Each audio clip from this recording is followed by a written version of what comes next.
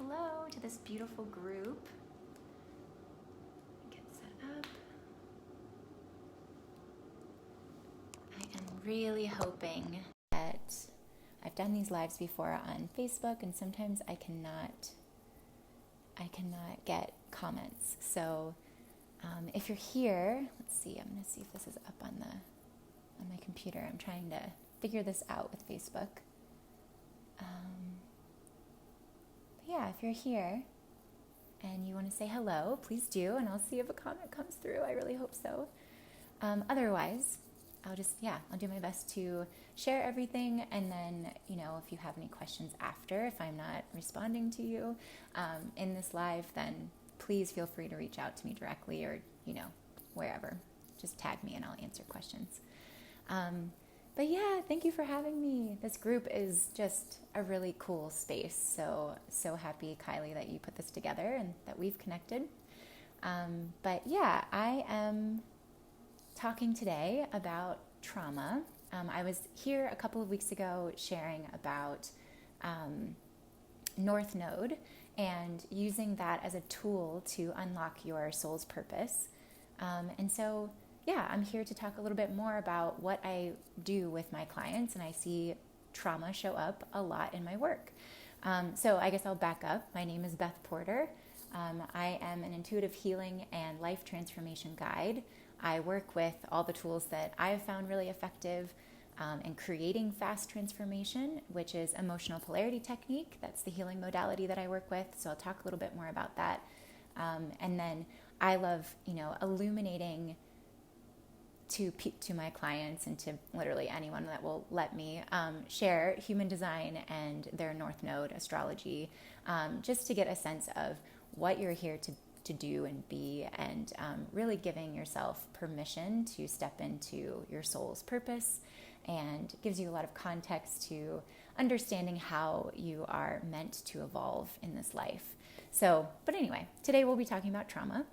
I wanted to share about this because before I got into this work, I didn't realize how common trauma was. I didn't realize, when I was on my own healing journey, a lot of the experiences that I was carrying and grew up with were considered traumatic. My body was having a trauma response to them, and then that was being triggered in my, adult life. So I just think it's really fascinating, and I love to share about it. So I want you to, obviously ask questions, but, again, I don't know if I'm getting them, so it's just kind of a bummer because I've been doing lives on Facebook a bunch, and it seems iffy whether or not I will have the ability to see what's coming through. But anyway, unprocessed trauma plays a vital role in keeping you stuck in old limiting beliefs and looping old ideas that really aren't serving you anymore. It was a reaction that your body had to a scenario or a situation or something that was really painful, that in that moment it was your brain trying to keep you safe. I mean, there's a function of it, but you don't need it now oftentimes. So what it actually does is creates more disconnection between you and yourself, and then you and other people, because it was a way to kind of create disconnection from the experience so that you can feel safe and still walk through life.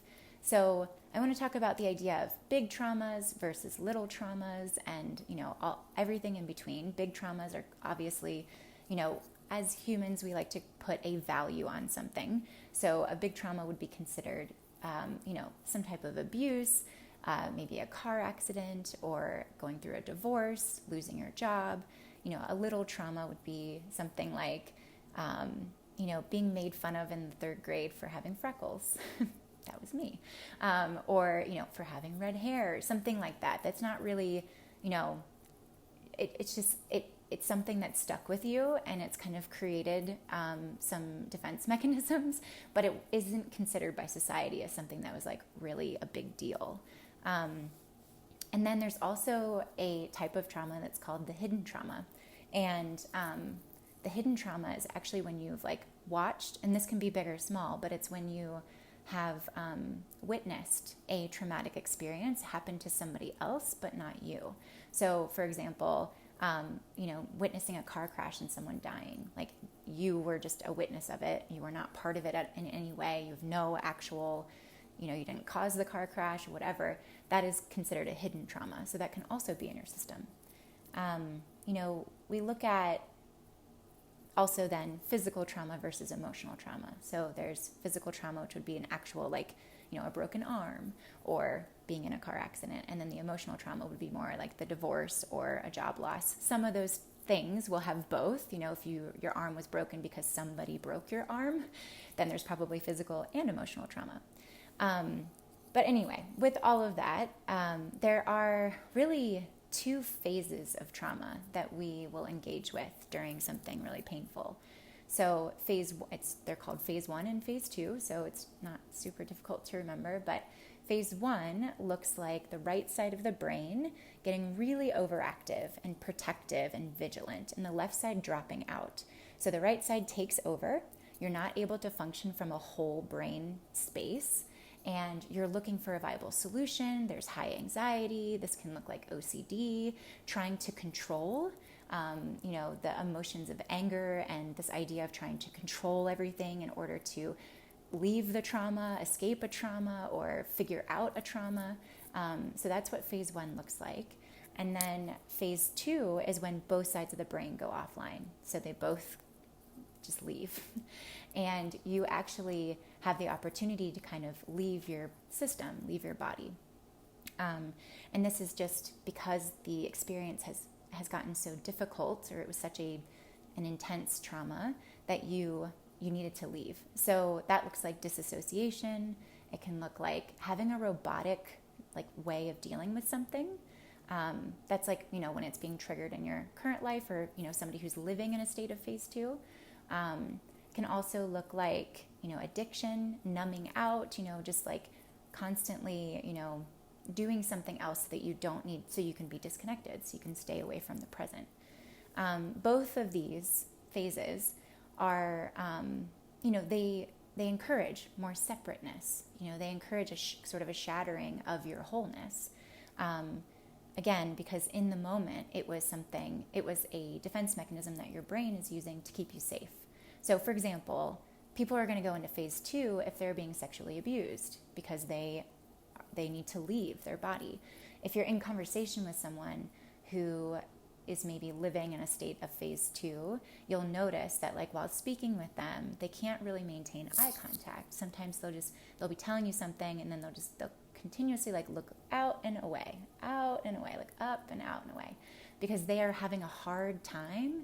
It doesn't feel natural for their body and their mind to be present, to be with you, and to be connected with somebody else. So, one thing that I share with my clients is that we, and anyone really in my life who will listen to me talk about trauma, is that, our brains, our minds code something as traumatic. So again, going back to the 3rd grade Beth who got made fun of, I literally had a friend that pulled up, when you pass out your photographs of your school pictures, this friend it's so funny that I remember it, but she pulled it up and she was doing this, and I was like, what are you doing? And she was like, I'm counting all your freckles because you're full of freckles. And for whatever reason, that hurt. But anyway, in that moment, it was coded as trauma for me because I felt alone. So whether you're actually physically alone or just emotionally alone, these hard experiences can be coded as trauma because you're dealing with it by yourself. Again, that idea of being separate, that idea of disconnecting and what happens oftentimes is that the person that's experiencing the trauma will pick up a belief that this is somehow your fault. And also, you have to figure it out on your own, and that being connected to other people is not safe, and that loving someone is a loss because it causes you pain. And it's really crazy because we'll loop these beliefs, back to something that happened to us when we were really young, again, big or small trauma, and that will play out in your everyday or in experiences in your current day life. And the reason that happens is our brain is looking for coherence. Any belief that we have that pops up into our mind, or some experience that we've had that has created a belief, it is your brain's job to find other examples of that to prove that that is truth for you. So what you'll see is, a pattern, an emotional pattern that's linked to trauma that will happen over and over and over again in your life, continuing to create this scenario, or a scenario that is there to prove to you that what you believed to be true at age 6 is actually true. So I always recommend that people work through trauma with a practitioner, with someone else, for the reason that, for several reasons. One, getting into your own trauma, it's your brain is activated in that space where it's either in phase 1 or phase 2 where you're both dropped out. So it's going to be difficult for you, your brain, to process what's actually needed to be able to release it. That's one thing. But the second thing is just that we coded something as trauma because we felt like we were alone. So going through it alone is really not a good idea. It's not the most effective way to heal, in my opinion. So when you're working with a practitioner, you actually have the benefit of using their energetic, like their nervous system. You get to borrow part of their nervous system to help keep your nervous system safe. And it's super important, obviously. I'm sure anyone in the space, I think a lot of people in this group are healers. We all know how important it is to have a calm, settled nervous system to operate from, so that we can, create new beliefs, so that our systems can feel safe, so that we can feel safe in our environment, so we don't do more harm, etc., etc. But one benefit of working with somebody is that you can borrow theirs, and then in the work that I do, I guide my clients to getting to a safe nervous system. We store our unprocessed traumas and emotions and, negative emotions in our body, in different parts of our body. So each organ has the capacity to hold certain receptors. So like when an emotional experience happens, your brain sends information down to those receptors and it gets lodged in, et cetera, et cetera. But yeah, our bodies are storing the negative unprocessed experiences and emotions and traumas. There's more we can go down in that path, but I'll keep it more succinct. So essentially what I do in my work is I ask your body. I work with a few tools, but one is to connect to your body's subconscious system through muscle testing. And I ask your body where we need to go. Like, where is this experience held? And what is it? Like, sometimes someone just comes to me with actually I'll walk through an example of a client who came to me with, she was having a hard time she was noticing this pattern where when she wanted to speak up for something that was important to her, she, in a space of authority. So like when she needed to tell her boss that she needed more support for something so that she could do her job better, or even being at like the doctor's office and he's giving her results of something, but she didn't feel like she was allowed to, or it wasn't safe for her to ask like more about what that means, especially because when she tried a little bit, she was like brushed aside. And so she was like, what is it about that? Like, why don't I feel like I can do that? Whenever she got into that state, she would experience this massive amount of anxiety, and she would, like, her cheeks would even get flushed. Like, there was a physical reaction, and then also, the anxiety and the mental chatter. So she was in phase 1. So what we do is she brought that to me, and I was like, all right, well, let's see where this is. And so we discovered where she was carrying some unprocessed emotions, which then led us to the story of where this all started. So what the goal is to find that root experience, that root memory that caused the trauma in the first place, that caused this experience. And so once we discover that, for her, it was connected to, she was like 12 or 13. And, at that age, we are developmentally, we are meant to push the boundaries with our parents a little bit. It's like we're starting to understand these different facets of ourselves. So exploring our identity a little bit, exploring our voice, exploring, the roles that you start to see at school that are different than the roles that you play. So for her, she grew up in a really conservative environment. She was a very good girl. She followed all the rules. She's very responsible, all those things. But at 12 or 13, she started just like fighting with her dad a lot. And her dad happened to have an illness. And so when they were fighting, she would always feel like this sense of guilt because she didn't really know why she was fighting with him.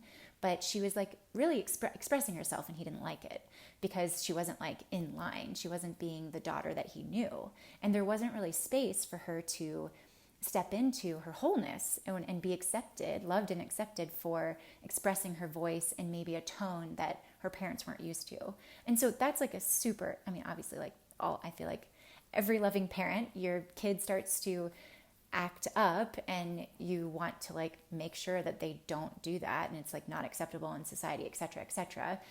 So it's like a really common, thing that could happen. But with her, she coded it as something that was really painful because she felt like she had to say what she wanted to say, but it wasn't being met with acceptance. It was actually like she was being punished. And the way she described it to me when I asked, like, all right, this is going back to age 12, 13, what's the story about that? What's coming up for you? She was like, yeah, I don't know what it was, but I was just being a total bitch to my dad. And I was like, oh, interesting. Like, you're literally calling your 12-year-old self a bitch. What was funny is that, once we figured out that pattern and the emotions and we released it, some more of this story kind of showed up that later in her life when she was in college, she was expressing to her mom that she didn't want to go to like a family wedding. It was like a cousin's wedding or something. She's not close to that cousin. There was a party going on at school. She was expressing her desires. She was saying, no, I'm not going to go to that party. I'm not going to go to the wedding. I'm going to go to this party. And her mom called her a bitch. And she felt like shocked by it. And she felt guilt. And she felt this shame and this emotional pattern that trauma was triggered. So then she's also, from the age of 12, 13, had believed that by speaking my voice, by really exploring my wholeness, by stepping into my true expression in the moment with authority, like with an authority figure, and also using your own authority, wasn't safe. And it also makes me a bitch. I am not loved and accepted. I'm not allowed to act that way. Somebody else has to tell me how to be. So fast forward to present day, it's not safe to ask your doctor for more information, which is not true, right?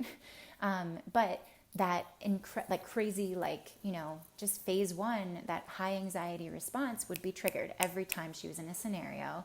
Obviously, she can ask her partner for what she needs and tell her friends, maybe not all of them, but tell her good friends what she needs. But when it comes to positions of authority or people who she wants, just are in that sort of parent-like space, it's not safe. So anyway, what I'm saying is, I think I went off on a little bit of a tangent, but what I do to help to resolve that is what they call a top-down. It's both a top-down and a bottom-up approach. So it's like we're getting the mind integrated with the body. So we need to keep the nervous system feeling calm and safe. And then I need to figure out if this is trauma, is it phase one or phase two? And if it's phase one, then we need to, there's a certain protocol to keeping the brain in a state of, safety and whole, so you can activate the whole brain, use the whole brain as we are resolving the old conflict, the old story. And then once you resolve the old story, you need to give your brain a new story that's positive and affirming and that is in alignment with who you are authentically. Because if we just resolve the old story, the brain doesn't really have anywhere to go. There's literally space within your system. And so the brain is going to go back to the old story because it needs somewhere to go. So then we just safely release the old story and introduce a new story that is in alignment with you. And yeah, that's how I work through trauma and, just in general, a session with clients. It's really cool because what happens is, we have these beliefs that you'll notice. If they're limiting beliefs, you'll notice a negative pattern in your life that happens over and over and over again. And it is both an experience that is, needed for your brain to prove to itself that the story that you attached to it before is actually true. And it also serves as this opportunity or a roadmap to indicate to you where you need to resolve shit. So it's kind of like this, yeah, it's just this beautiful thing where it's like, oh, these negative, beliefs really suck, or this experience that I have really sucks. It seems like nobody else has this experience. I'm the only one, blah, blah, blah, blah, blah. But it's actually just like alerting you to a space where you need some healing. And then it's also possible to release this shit. So anyway, that's what I do. I can't see any comments. I can tell that some people are here, so I'm glad you're here. Obviously, this will be posted in the group. If you have anything you want to ask, please feel free to reach out. In this live, I've added some links. So I have a group that's all about healing and transformation. It's also on Facebook. It's just a beautiful community of souls. So you're welcome to join that if you want to tune into any more of my work. And then I also right now am running a 20% off my 90-minute healing breakthrough session. My birthday is this month, so I was like, I want to celebrate. I have 3 spaces left for that. So if you're interested, there's a link for that. And in those sessions, we're just getting right to the root of what you're coming with. So it is, I have a lot of clients that are like, this is like blasting 10 years of talk therapy in a single session. So you are likely to release a bunch of shit that you don't need. So definitely check it out if you're interested. And again, thanks for being here and listening about trauma. I hope you have a good day.